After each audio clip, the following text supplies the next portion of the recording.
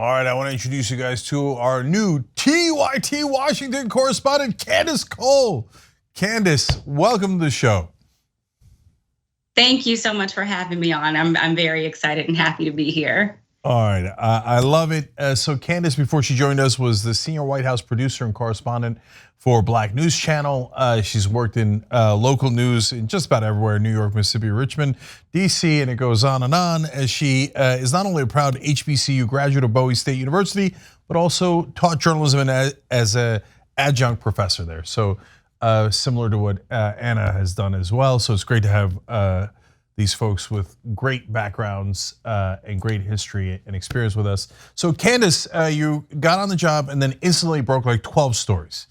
It was about the Manchin-Schumer side deal. So there's a big update on that. But before we get to that, tell us the history of what this thing is. Yeah, so I mean, it's I really did kind of hit the ground running, and it all kind of started with me having a tip before I even started from one of my contacts within the environmental and climate justice movement. And they were basically saying that they were asked to kind of sign off on the Inflation Reduction Act and just like kind of be on board. And basically they were like, no, we're not doing that. They represented the Climate Justice Alliance. And so then in talking to my contacts there, I learned of this, side deal between Senate Majority Leader Chuck Schumer and Senator Joe Manchin out of West Virginia. And so that's how I kind of, hit the ground running. Now, Bloomberg had already leaked the summary, the one-page summary of that like permitting reform legislation and the draft legislative text, which had this API watermark all over it, which was, said to stand for American Petroleum Institute. And so, from that point on, the whole deal was, Joe Manchin was really pushing for fast tracking energy projects with this side deal that was worked out with Schumer. And it was, by all accounts, kind of a backdoor handshake sort of deal between the two of them to get him to support the IRA, the Inflation Reduction Act, which passed back in August. But as we know, historically, Manchin, along with Senator Kyrsten Sinema, had been sort of holding up the broader Build Back Better spending package from like a year ago, right? So that was the deal worked out to get him on board to pass the IRA. But the climate and environmental justice communities really, exploded over this. And when they caught wind of this side deal happening, because the deal was, it wouldn't just fast track renewables, but also fossil fuel projects as well. The summary called for the president to kind of keep a rolling list of about 25 energy projects, both fossil fuel and renewable, to kind of be pushed through. Fast tracked, if you will. It also included guaranteeing the completion of the Mountain Valley Pipeline, which is a project that climate justice activists have really been holding off for the last 9 years. I mean, it's near completion, but it's not there yet. And that would carry gas over 300 miles from Manchin's home state of West Virginia down to Virginia. And then once that's completed, there are also plans for there to be the 72-mile Southgate extension, which would go into North Carolina. And then it would also, according to EJ activists and progressive lawmakers, gut NEPA, the National Environmental Policy Act, which really protects communities, frontline communities, which have historically been communities of color, Black communities, indigenous communities, low income communities who have been historically and disproportionately negatively impacted by those projects. Right. So it goes like this. They're going to do Build Back Better. Manchin pretty much kills the whole thing. They revive about, this is my rough sense of it, about 15% of it in the Inflation Reduction Act. So 85% of Build Back Better and Biden's agenda is dead because of Manchin. He lets them pass about 15% of it, but he says, but you got to give me the side deal, the dirty side deal where I'm going to get my fossil fuel projects. He's got some of his own personal interest involved in that, let alone the donors, et cetera.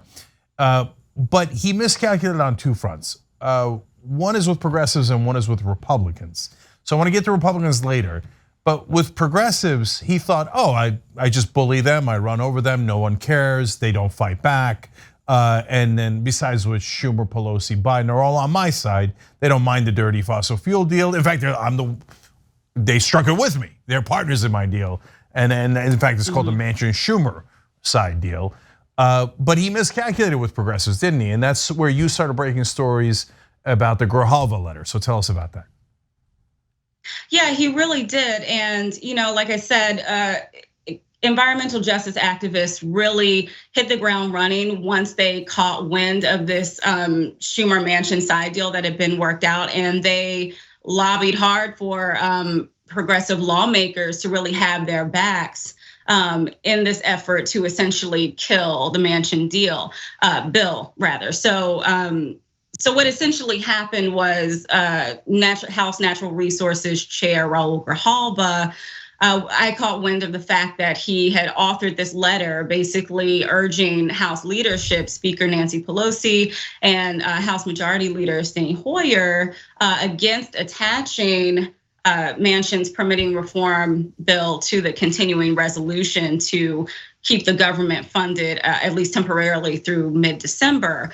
So at the end of the day, I think they took about 2 weeks or so. But on September 9th, initially, Chair Grijalva delivered this letter, and initially he had, I believe it was 72 other lawmakers co-signed onto that letter, which made up about a third of the Democratic caucus. And it wasn't all progressive, but mostly progressive. But you did have some kind of center-left Democrats also who had signed on to that effort as well. Yeah, so this is amazing because Bloomberg has the original story about how the American Petroleum Institute actually wrote this, right? And then there's a couple other mainstream media outlets, but they're doing small stories, not a big story yet. And then Candice comes in, finds out about the Grijalva letter, and then I keep reading, you're breaking up this. It's like, oh, there's 3 people who signed. I'm like, oh wow. I was already surprised at 3, and then it was like 20. I'm like, oh my God. And then there was like 71 or 73, and I'm like, oh, gee, wow, right? And it was a real movement. Now, we're gonna get the Republicans in a second, like I said. And then, by the way, Candice then broke stories of environmental justice groups who were saying, no, we're not kidding. We really don't want this. It'll be terrible if they want this. And then the smaller environmental justice groups putting pressure on the larger environmental justice groups. It was just a real momentum that grew here. Now, Candice, in my sense of it, I wasn't sure that the side deal was gonna pass. If it was certain, they would have put it in the Inflation Reduction Act. So we always knew there was some percentage chance that it wasn't going to pass. But progressives fighting back and winning just almost never happens in Washington. And over 70, that's not just progressives. That's a lot of Democrats saying, screw you, Joe Manchin. I was very surprised by that. So what do you think happened here? Why did it get to that large a number of people drawing the line and saying, no, we don't want this deal? Well, I think that, EJ activists were successful in, ultimately in getting their concerns across and really, being able to get lawmakers on their side to really champion for them against this permitting reform bill. But I also think at the end of the day, there was always the threat that progressives might not, vote for this if it were attached to the CR. But I think what really, along with the heavy progressive and Democratic presence that was, against that being attached to the CR, you also had this. You had Senate Minority Leader Mitch McConnell whipping the Republicans against voting for it like the day before it was supposed to go to a vote. So I think all of that just kind of created the perfect storm for it ultimately not to pass had it continued to be attached to the CR. And I think at the end of the day, with about half an hour before the CR actually went to an actual vote, Manchin just kind of saw the writing on the wall and decided to bow out for now. Yeah, that required two miracles. They figured, oh, Democratic leadership will bully progressives as usual, and other Democrats won't join in. But just in case they do, it doesn't matter. It's just American Petroleum Institute wants this, so we'll just get Republicans to vote with us, and that's a trick that Pelosi has used before. And so, but then the Republicans were spiteful towards Manchin because he allowed any of the Inflation Reduction Act to pass. So they were like, oh yeah, we're gonna do something we've never done before. We're gonna defy our donors. And people are like, whoa, right? So they finally pull it out and we got a victory. Like from my perspective, you're a reporter, you're just covering the facts, but from my perspective as a progressive, that's a startling victory that almost never happens. And so, Candice, but the last thing here is, yeah, they pulled it out of the bills, the continuing resolution. That's the budget bill that has to pass. But it's not dead yet. And last I read, Schumer and Durbin were talking about, oh, well, Joe, we're gonna bring it back. I mean, we love Manchin. We love the American Petroleum Institute. They didn't add that last part. That's me editorializing.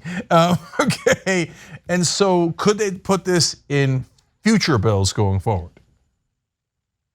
Absolutely, they could, and actually, the sentiment, at least from Manchin, is kind of like it's delayed, not dead. So now we're actually looking towards whether or not it will be placed onto the NDAA or the National Defense Authorization Act, which will go for debate on August 11th. But that is something that it was reported that Senator Capito also of West Virginia had said that she would be willing to work with Manchin on a newer version of that bill to attach it to the NDAA. So progressives and EJ activists are definitely not out of the woods yet. All right, so we'll have to see if that zombie Manchin-Schumer side deal reemerges. But Candice Cole covering this and getting scoops that no one else had. And by the way, that's important, not just for the sake of news, but when you have a scoop like that, it affects the momentum of bills. And so it was really great reporting on your part to expose what was happening behind the scenes. Super proud to have you as our new Washington correspondent. Thank you, Candice, for joining us. Thank you so much. Thanks for watching The Young Turks. We really appreciate it. Another way to show support is through YouTube memberships. You'll get to interact with us more. There's live chat emojis, badges.